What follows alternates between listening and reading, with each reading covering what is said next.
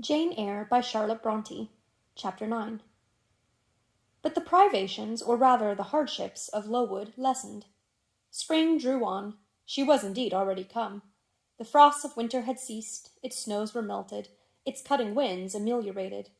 My wretched feet, flayed and swollen to lameness by the sharp air of January, began to heal and subside under the gentler breathings of April.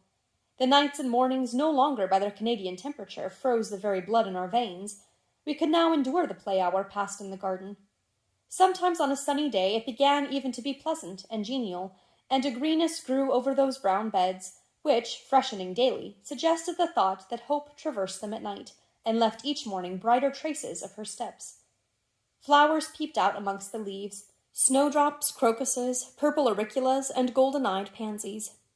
On Thursday afternoons, half-holidays, we now took walks, and found still sweeter flowers opening by the wayside under the hedges. I discovered, too, that a great pleasure, an enjoyment which the horizon only bounded, lay all outside the high and spike-guarded walls of our garden.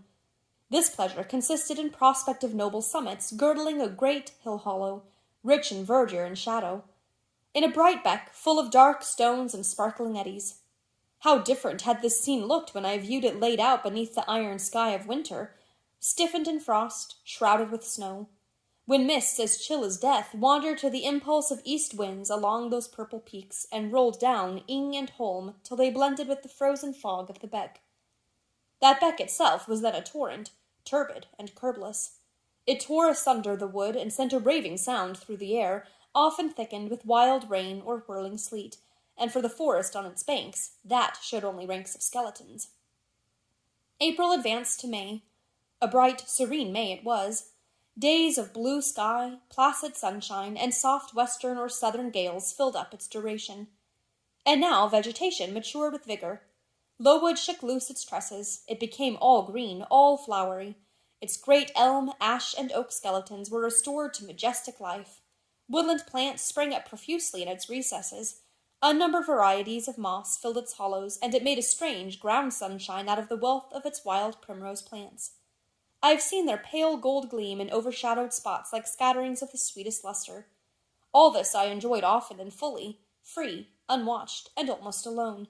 For this unwonted liberty and pleasure there was a cause, to which it now becomes my task to advert. Have I not described a pleasant site for a dwelling, when I speak of it as bosomed in hill and wood, and rising from the verge of a stream?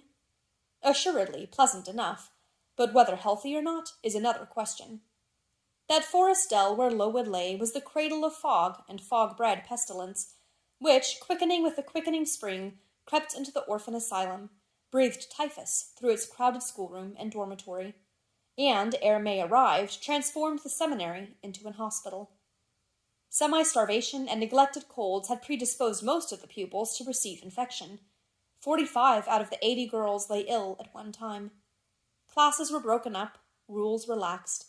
The few who continued well were allowed almost unlimited license, because the medical attendant insisted on the necessity of frequent exercise to keep them in health, and had it been otherwise, no one had leisure to watch or restrain them.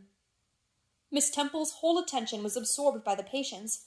She lived in the sick-room, never quitting it except to snatch a few hours' rest at night.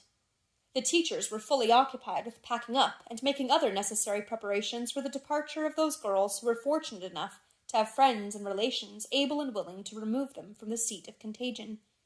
Many, already smitten, went home only to die. Some died at the school, and were buried quietly and quickly, the nature of the malady forbidding delay. While disease had thus become an inhabitant of Lowood, and death its frequent visitor, while there was gloom and fear within its walls, while its rooms and passages steamed with hospital smells, the drug and the pastil striving vainly to overcome the effluvia of mortality, that bright May shone unclouded over the bold hills and beautiful woodland out of doors. Its garden, too, glowed with flowers.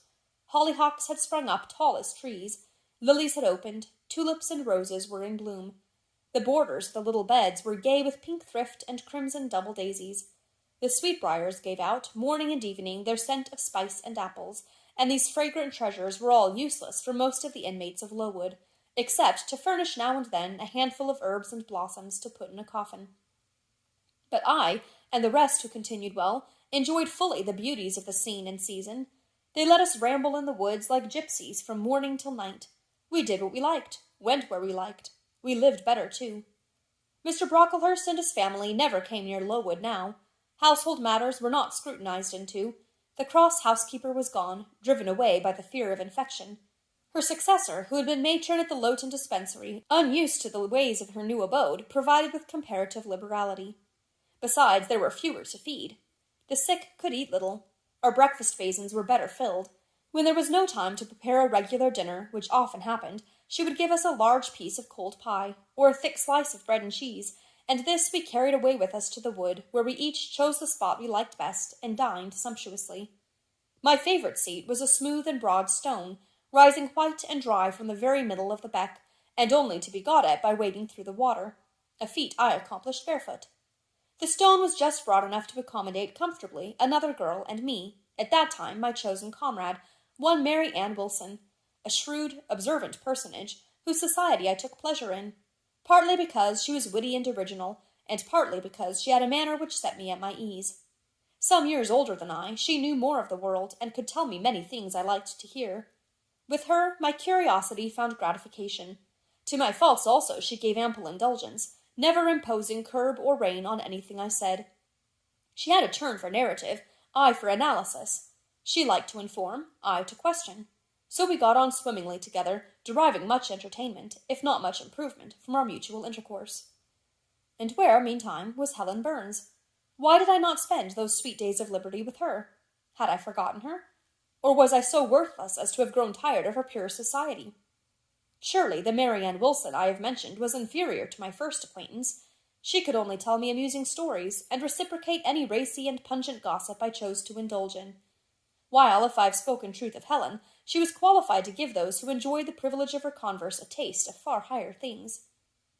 True, reader, and I knew and felt this, and though I am a defective being, with many faults and few redeeming points, yet I never tired of Helen Burns, nor ever ceased to cherish for her a sentiment of attachment, as strong, tender, and respectful as any that ever animated my heart. How could it be otherwise, when Helen, at all times and under all circumstances, evinced for me a quiet and faithful friendship, which ill-humour never soured, nor irritation never troubled? But Helen was ill at present. For some weeks she had been removed from my sight to I knew not what room upstairs. She was not, I was told, in the hospital portion of the house with the fever patients, for her complaint was consumption, not typhus, and by consumption I, in my ignorance, understood something mild, which time and care would be sure to alleviate. I was confirmed in this idea by the fact of her once or twice coming downstairs on very warm, sunny afternoons, and being taken by Miss Temple into the garden. But, on these occasions, I was not allowed to go and speak to her. I only saw her from the schoolroom window, and then not distinctly, for she was much wrapped up, and sat at a distance under the veranda. One evening, in the beginning of June, I had stayed out very late with Mary Ann in the wood. We had, as usual, separated ourselves from the others, and had wandered far, so far that we lost our way, and had to ask it at a lonely cottage where a man and woman lived, who looked after a herd of half-wild swine that fed on the mast in the wood. When we got back, it was after moonrise. A pony, which we knew to be the surgeon's, was standing at the garden door. Mary Ann remarked that she supposed someone must be very ill, as Mr. Bates had been sent for at that time of the evening. She went into the house. I stayed behind a few minutes to plant in my garden a handful of roots I had dug up in the forest, and which I feared would wither if I left them till the morning. This done, I lingered yet a little longer. The flowers smelt so sweet as the dew fell. It was such a pleasant evening, so serene, so warm. The still glowing west promised so fairly another fine day on the morrow. The moon rose with such majesty in the grave east. I was noting these things, and enjoying them as a child might, when it entered my mind as it had never done before. How sad to be lying now on a sick-bed, and to be in danger of dying. This world is pleasant. It would be dreary to be called from it, and to have to go who knows where. And then my mind made its first earnest effort to comprehend what had been infused into it concerning heaven and hell, and for the first time it recoiled, baffled, and for the first time glancing behind, on each side and before it, it saw all round an unfathomed gulf. It felt the one point where it stood, the present. All the rest was formless cloud and vacant depth, and it shuddered at the thought of tottering and plunging amid that chaos. While pondering this new idea, I heard the front door open. Mr. Bates came out, and with him was a nurse. After she had seen him mount his horse and depart, she was about to close the door, but I ran up to her. "How is Helen Burns?" "Very poorly," was the answer. "Is it her Mr. Bates has been to see?" "Yes." "And what does he say about her?" "He says she'll not be here long." This phrase, uttered in my hearing yesterday, would have only conveyed the notion that she was about to be removed to Northumberland, to her own home. I should not have suspected that it meant she was dying, but I knew instantly now. It opened clear on my comprehension that Helen Burns was numbering her last days in this world, and that she was going to be taken to the region of spirits, if such region there were. I experienced a shock of horror, then a strong thrill of grief, then a desire, a necessity to see her, and I asked in what room she lay. "She is in Miss Temple's room," said the nurse. "May I go up and speak to her?" "Oh, no, child, it is not likely, and now it is time for you to come in. You'll catch the fever if you stop out when the dew is falling." The nurse closed the front door. I went in by the side entrance which led to the schoolroom. I was just in time. It was 9 o'clock, and Miss Miller was calling the pupils to go to bed. It might be 2 hours later, probably near 11, when I, not having been able to fall asleep, and deeming from the perfect silence of the dormitory that my companions were all wrapped in profound repose, rose softly, put on my frock over my nightdress, and, without shoes, crept from the apartment and set off in quest of Miss Temple's room. It was quite at the other end of the house, but I knew my way, and the light of the unclouded summer moon, entering here and there at passage windows, enabled me to find it without difficulty. An odor of camphor and burnt vinegar warned me when I came near the fever room, and I passed its door quickly, fearful lest the nurse who sat up all night should hear me. I dreaded being discovered and sent back, for I must see Helen. I must embrace her before she died. I must give her one last kiss, exchange with her one last word. Having descended a staircase, traversed a portion of the house below, and succeeded in opening and shutting, without noise, 2 doors, I reached another flight of steps. These I mounted, and then just opposite to me was Miss Temple's room. A light shone through the keyhole and from under the door. A profound stillness pervaded the vicinity. Coming near, I found the door slightly ajar, probably to admit some fresh air into the close abode of sickness.